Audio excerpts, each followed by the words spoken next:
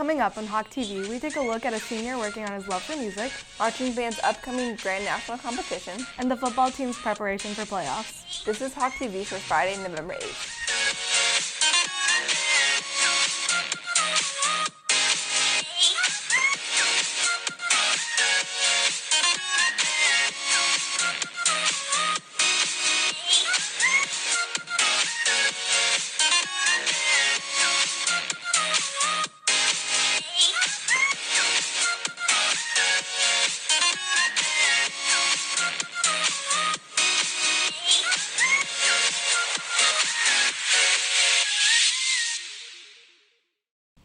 Good morning, Hebron High School. I'm Hanya Qureshi. And I'm Andrew Washington.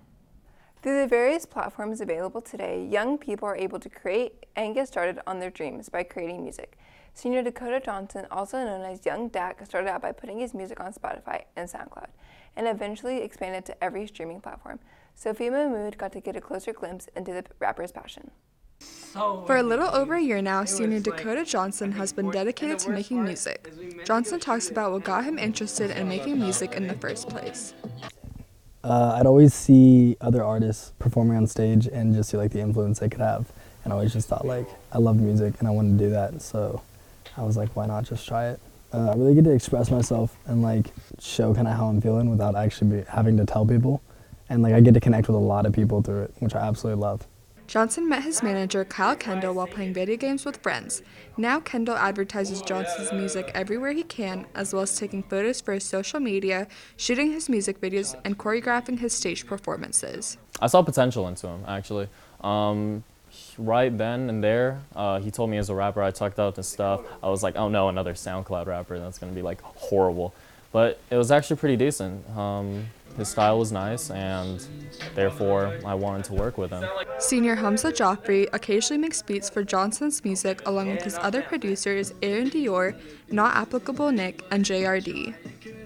It turned out that he was in my accounting class, and he made like songs, and I'm like, okay, let me listen to it. And it was actually really good, and I was making beats already, and so I sent some to him, and then he actually liked some of them, and so he's like, do this and do that with like one track, and then he actually like sang on it, and it was actually pretty good. Johnson says his process of making music starts with finding a beat he loves and going from there. The beat has a big emphasis on what I write about. Depending on the kind of vibe of the beat, if it's a more slow, like kind of put you in a certain kind of mood beat, then I'll write like a song that you can vibe to, you can chill to, or like if it like a lot of times it can make it like I can tell from like the sound of a beat like within 5 seconds like this is gonna be a love song, and so like I'll write about like that. And typically my songs I have more love songs than anything else, just because it comes very easily to me. It's pretty easy to write. Johnson says he's very satisfied with the growth of his music, but he has bigger goals he's working to accomplish. Getting thousands upon thousands of streams is actually insane, and it's something I never really thought was even gonna happen. I never even thought I was gonna hit 100 streams, 100 plays on anything, but being able to actually like be successful in what I'm doing and like get growth from it and have people actually enjoy it and like it, that's the most surreal thing. Reporting for Hawk TV, I'm Sophia Mahmood. Thanks, Sophia. Look out for Johnson's new song, See What I See, coming out on November 16th on all streaming platforms under his rapper name, Young Dak. Today is National STEM Day, so we hit the halls to test students and teachers on their science and math knowledge. What is the third element of the periodic table? Iron. Lithium? No. Is it? Oh.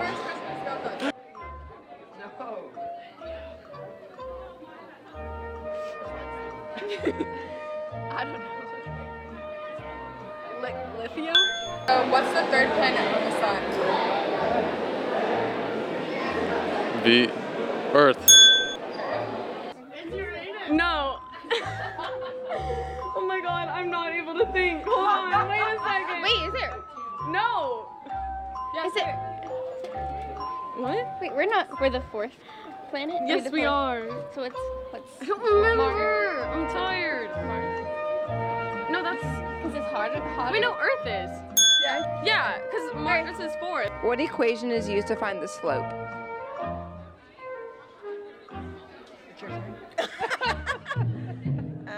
Something with slope in it. and an equal sign, pretty sure. Did you purposely seek out English teachers to ask God for This y1 divided by what?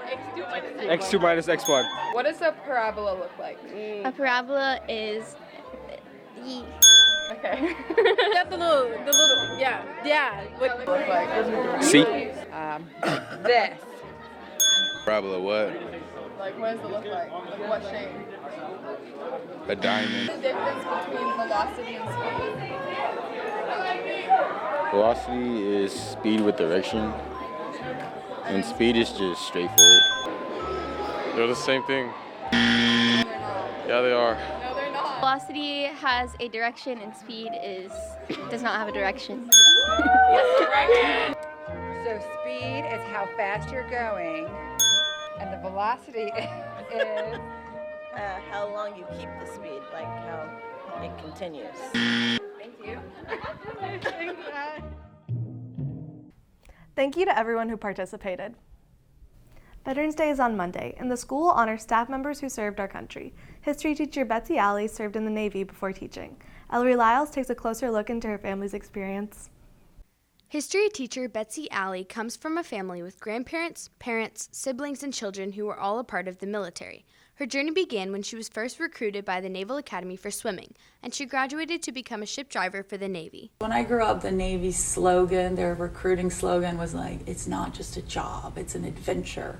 I mean, it really was. I mean, the first time you're underway, right, and you're watching all these systems on a ship come together, the engineers and the bosun mates and the bridge team that has to navigate, the tugs come out, and you know, everybody, this whole ship, like within these lifelines, is focused on this one objective, and you get out to sea, and then suddenly when you're in the middle of the ocean, it's a perspective you can't even imagine. Alley's father, Robert Alley, was also in the Navy and served in both war and peace times for 26 years. He said his daughter overcame the dramatic changes from civilian life to the Navy. When she did choose to go into the Navy, you'd say with a little bit of surprise, but I was very proud of it. And I remember taking her up to the Naval Academy, and they put her in a little Navy suit there, and then swore her into the Navy. And I'm getting ready to leave her, and she says, "Daddy, I'm so scared." And of course, it was just a huge thing to go from home into that environment. But she got over being scared very quickly. Compared to her father's time in the Navy, Alley says during her time serving, women were given more opportunities and responsibilities. Alley's class of women trailblazed the way by being the first class to ride in combated ships.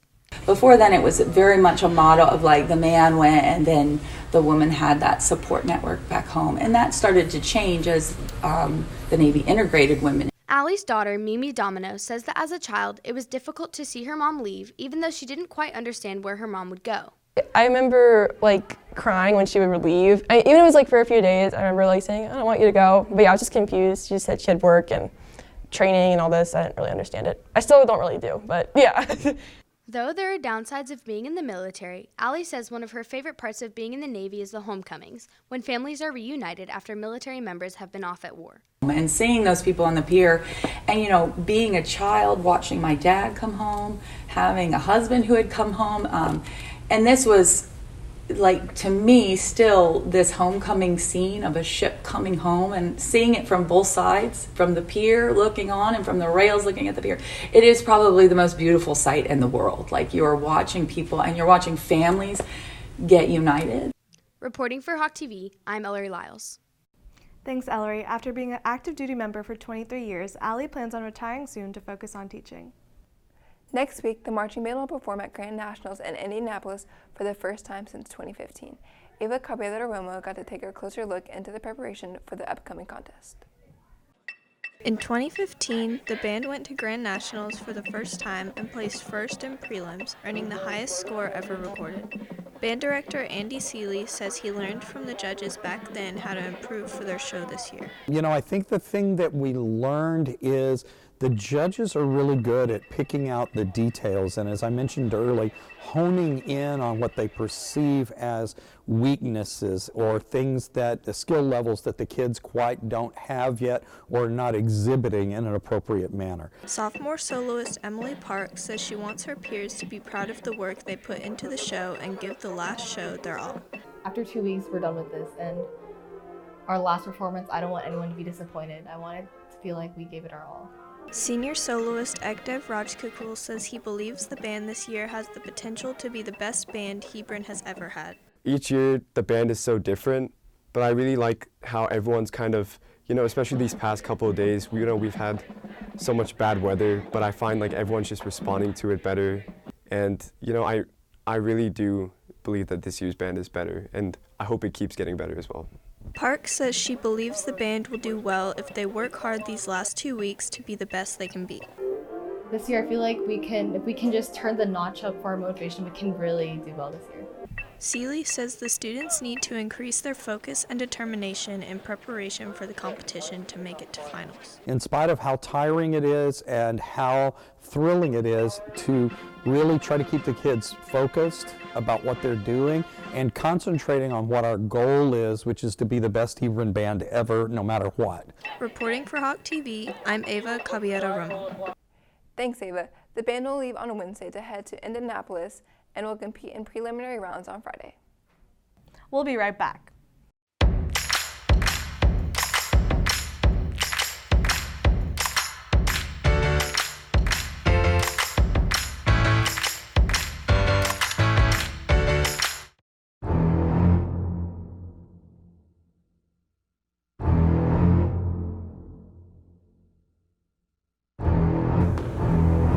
Delivery for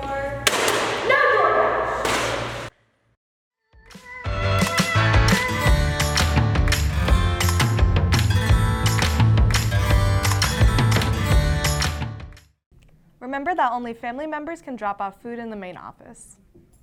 After finishing third in District 6-6A, the volleyball team played Denton Guyer on Tuesday in the first round of playoffs. The team lost in 4 sets, ending its season. Angie Washington got to take a closer look into their season. After making it through the playoffs and playing against Guyer on Tuesday, the volleyball team was eliminated after a 3-1 loss. Senior Isabel Alsby and coach Karen Keeney say that a reoccurring problem for the team was keeping up momentum and energy. As a team, we would either all be really up or all be really low, and it'd be kind of hard for us to maintain a good balance in between. We did a lot of good things. We played at high levels in spurts, but again, it's the same thing that's been haunting this team all year.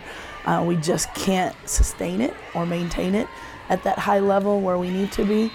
And I think that, again, caught up with us last night. After losing 2 sets against Guyer, the girls managed to win the third, and senior Cassie Diop says that it's due to the team moving past errors. We just didn't let our mistakes get to us, because in the first and second set, once we started making a few mistakes and they got a few points, we just fell apart. But this time we were the ones to get ahead, and having that momentum really helped us push all the way to 25. Alsby and Diop say that their loss is due to the team not staying focused and not being able to fix their mistakes. We got a little too comfortable because that's a common trend that we've had this whole year, and I think just kind of didn't really stay as focused as we should have been. We just started making more and more errors. Like how we corrected ourselves in the third set just didn't carry on to the fourth set. Keeney says that despite their loss, the girls managed to improve in the areas that they were lacking in.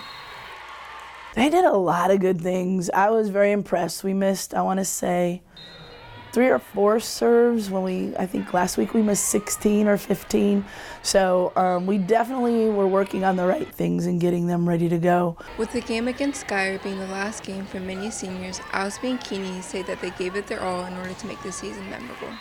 After this whole season, we've all been through so much together, and me being a senior, that was being my last game, it made me realize it's a lot more than just volleyball. I made so many friends and have gone through so much. It's made me a way different person than when I first started.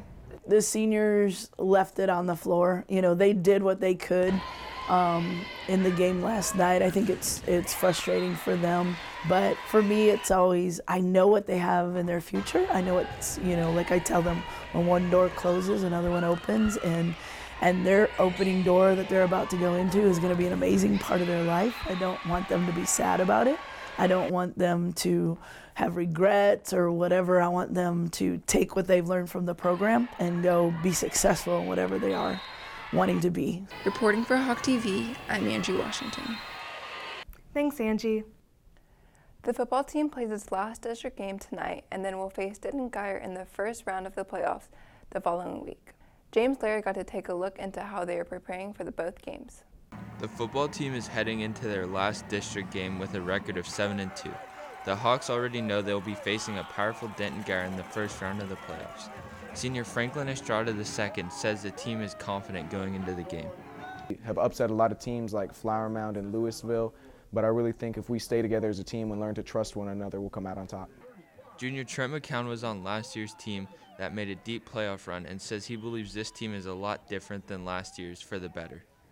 I think we're a lot more unified, and I think we're like a family, brotherhood. Offensive line coach Tyler Rayleigh says the new two-quarterback offensive scheme mixes the skills of both quarterbacks together well.